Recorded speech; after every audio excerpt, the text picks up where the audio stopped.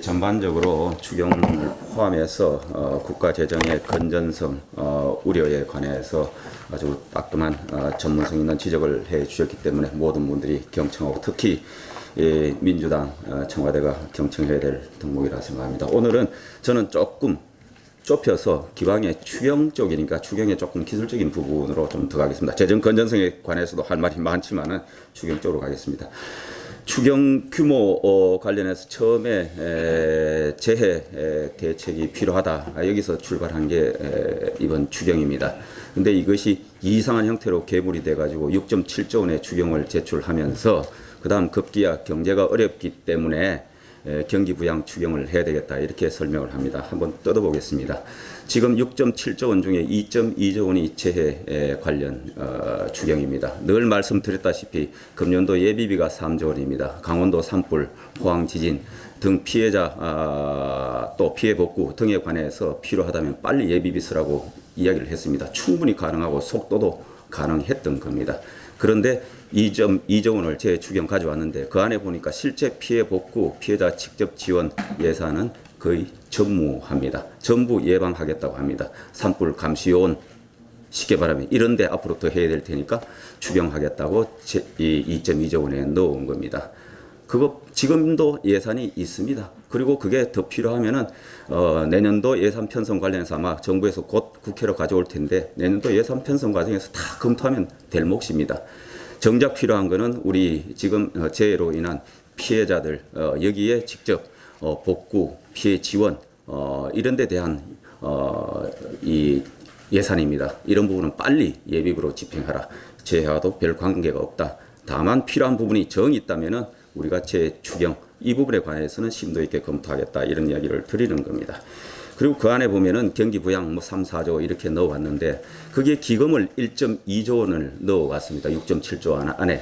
그런데 여러분 아시다시피 대한민국 법으로 한번 기금 예산을 편성해주고 나면은 20% 플러스 마이너스 20%에서는 정부가 자체적으로 탄력적으로 운영하도록 법에 그렇게 있습니다.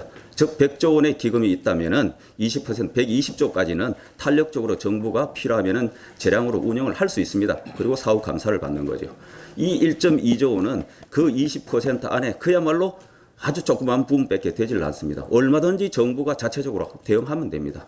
그래서 예비비로 빨리 대응해서도 되는 거고 이 기금도 정 필요하면은 그 탄력 조항 가지고 그 집행을 하면 되는 겁니다. 이거를 포함시켜서 국회에 내놓고 국회가 안 해줘서 뭘 집행을 못한다 이런 타령을 하고 있는 겁니다. 이런 엉터리 정부가 국민을 현혹시키고 있다 이런 말씀을 드립니다. 그리고 또 한 해 매년 예산을 편성하면은 늘 불용액이 많이 발생합니다. 지난 5년간 불용액의 평균 규모가 11조 원입니다. 11조 원.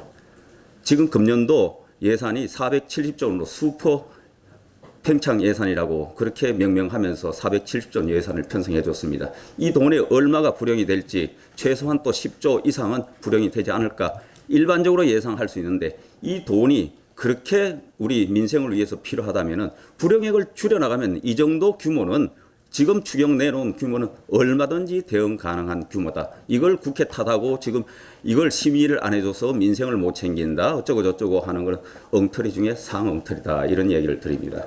그다음 경기 부양, 한국은행, KDI 등에서 경기 부양과 관련해서 재정의 효과를 한번 말씀을 드리겠습니다. 한국은행 등에 의하면 기재보다 아마 비슷한 숫자일 겁니다.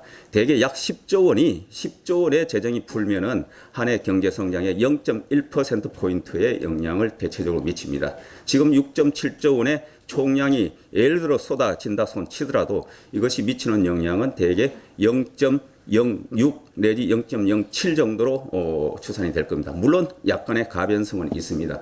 그런데 통상적으로 추경을 해놓고 나면 대개 하반기에 집행이 됩니다. 정상적으로 되더라도. 그러면 거기에 금년에 미치는 성장률에 미치는 영향은 그게 반토막입니다. 0.6의 반토막은 0.03입니다. 0.03은 통상적으로 이 경제성장 전망할 때 소위 말하는 안에 오차 범위 내에 들어오는 겁니다. 이 숫자는 지극히 미미합니다. 이것이 없어서 금년도 정부가 목표로 한 2.6 내지 2.7의 경제성장 목표를 달성할 수 있다 없다? 경기 부양이 된다 안 된다? 이거야말로 사기입니다. 이거 어느 경제학자가 어느 경제 정책을 하는 사람들이 이 돈을 가지고 대한민국의 경기 부양이 된다 안 된다의 어떻게 보면은 이게 이 변곡점이 된다고 누가 이야기를 하겠습니까? 이런 엉터리를 가지고 이것이 경기 부양이니까 이거 없으면 경기 부양이 안 된다. 이런 엉터리 얘기를 하는 겁니다, 지금.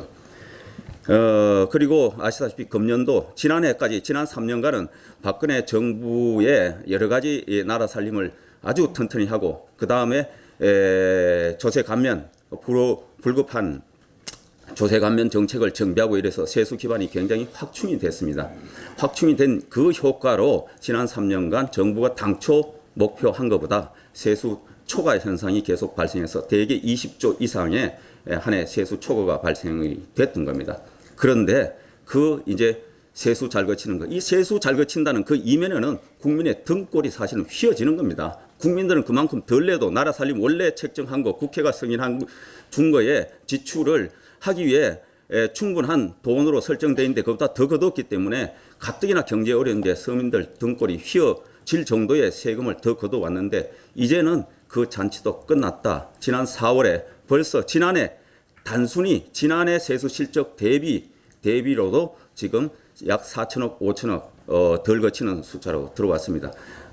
보통 20조 더 거치던 시대에서 금년에는 이제 거의 지난해 세수 실적과 거의 다르지 않는 수준으로 이제 돌아왔고 아마 내년에는 더 어려워질지 모른다.